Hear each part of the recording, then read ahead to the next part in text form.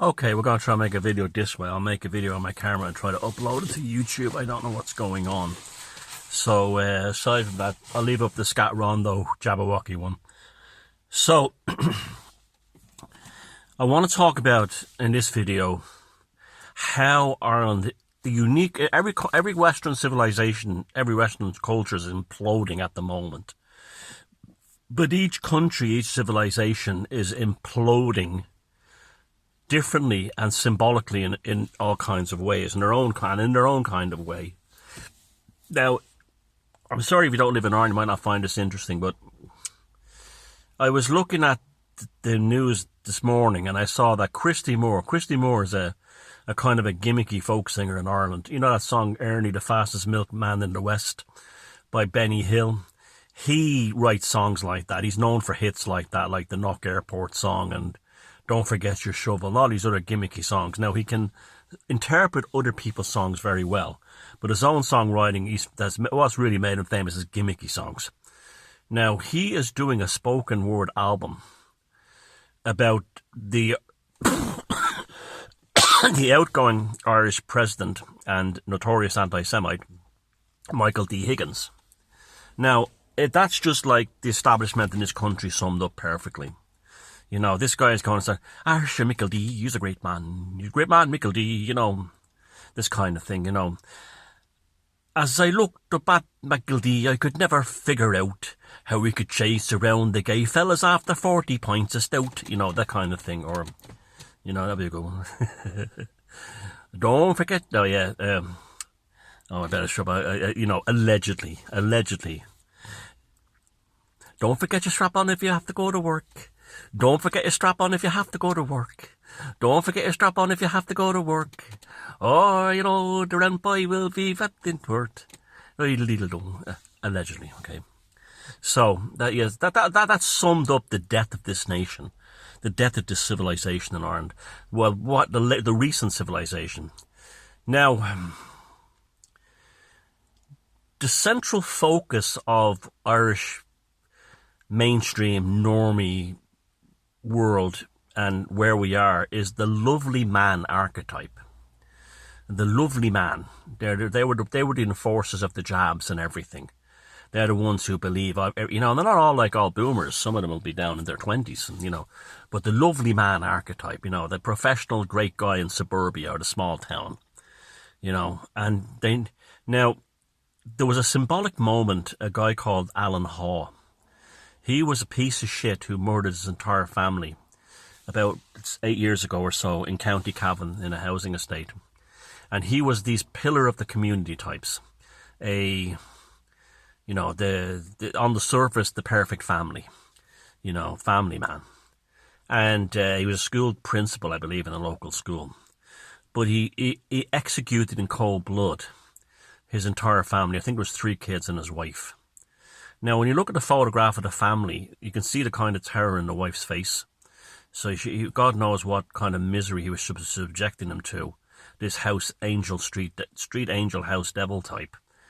Now, I remember being shocked when I read, you know, about John List, the serial killer in New Jersey, who had killed his entire family back in the 60s. And reading about it in the 60s was bad enough. But then it actually happening in my lifetime in Ireland, it was just shocking. It was, at the time, I remember being just like, why would you kill your young kids and your wife? Where was the rationale? Now, so anyway, he murdered the whole family, and it was like all these types, it was planned. It was well planned in advance. Now, the stories as to why he decided to do this kind of like spectacular that these types do, that they call him surfing. I heard that I don't know if it's true. He was looking at kiddie porn or something on the school computers. I just don't know. Okay, and rather than face that, he decided the whole, you know, these kind of types. Now, that was shocking enough.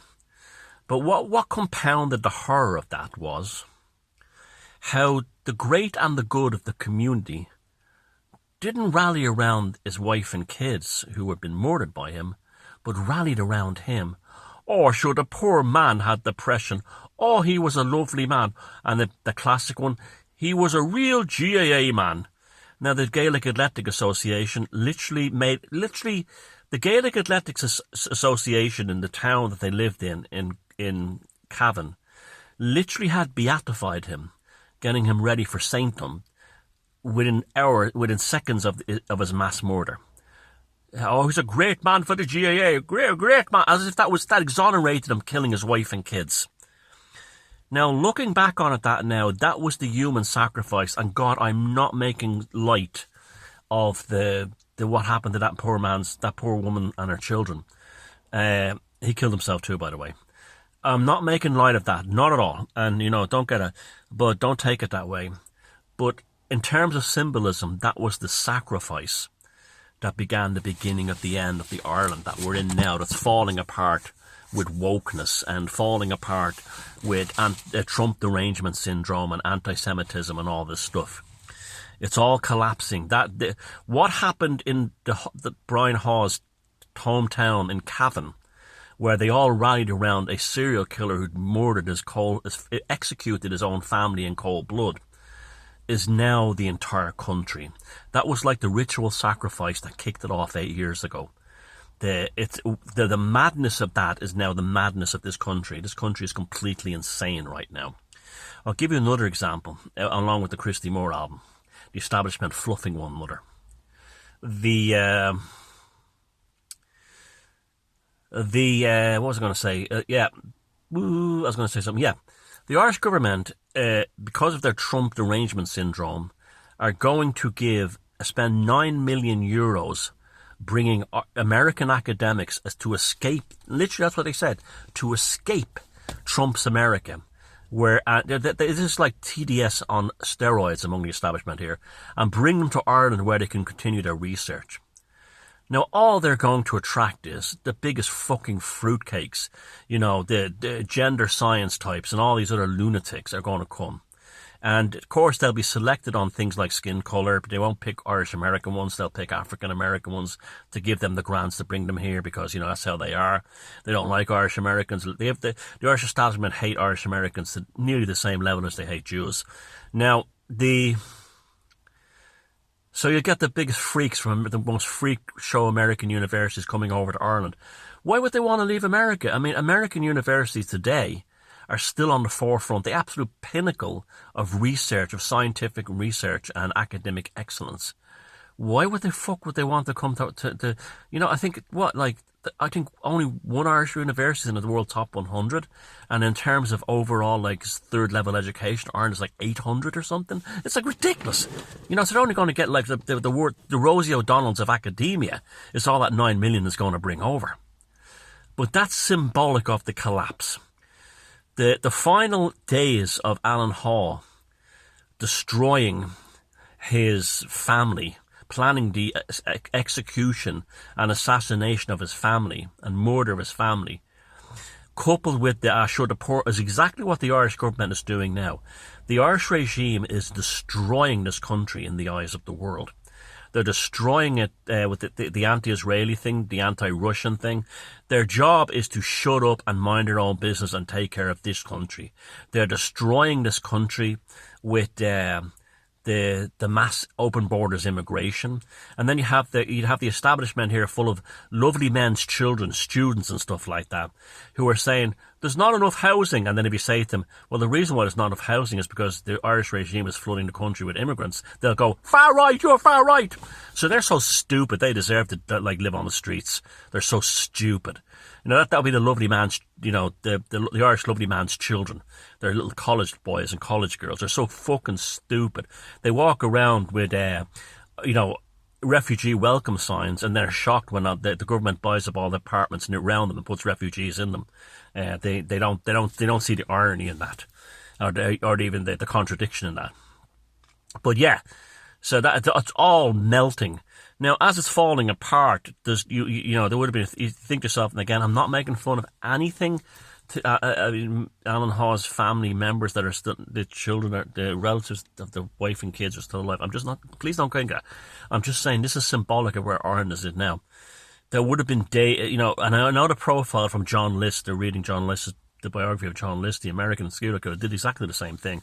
He fell from grace in normal society, and rather than holding his hands up and saying, I fucked up, he decides to kill his own family in some kind of martyrdom execution. If we can't be respectable, we must be dead, this kind of thing. And so this is what's happening with the Irish establishment right now.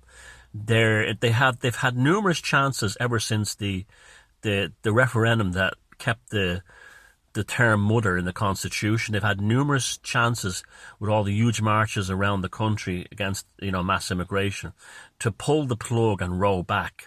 No, they're, Simon Harris, Micheál Martin, Michael D. Higgins, and all the rest of them, Donahue, they're all in the Alan Haw serial killer last 24 hours psychosis state. They're doubling down. Instead of saying, sitting and having that reflective moment of saying, why am I really killing my wife and kids? And rationally thinking it. Or, the ego is everything. The same ones in power here all having their Alan Haw-isms. They're saying, we're destroying Ireland culturally, economically, every other way. Our TDS is going to probably wreck our economy. Our anti-Semitism and hate of Israel is probably going to wreck our international reputation. And flooding the country with immigrants is going to destroy the society culturally and economically as well as socially. Shall we stop? No, we'll double down. We'll finish the job. So basically, if you want to know what Alan Hawes' mind was like in the final days before he executed his whole family, look at Simon Harris, look at Micheál Martin, look at Michael D. Higgins, look at Pascal Donahue, look at Helen McEntee. They are in the same psychological position, psychiatric position, dark, demonic, egregoric position, that they will destroy Ireland. They will destroy Ireland because they're all professional, lovely men and women. They will destroy Ireland in an execution rather than say, we fucked up and hold our hands up. This country should be named right now the Republic of Alan Haw.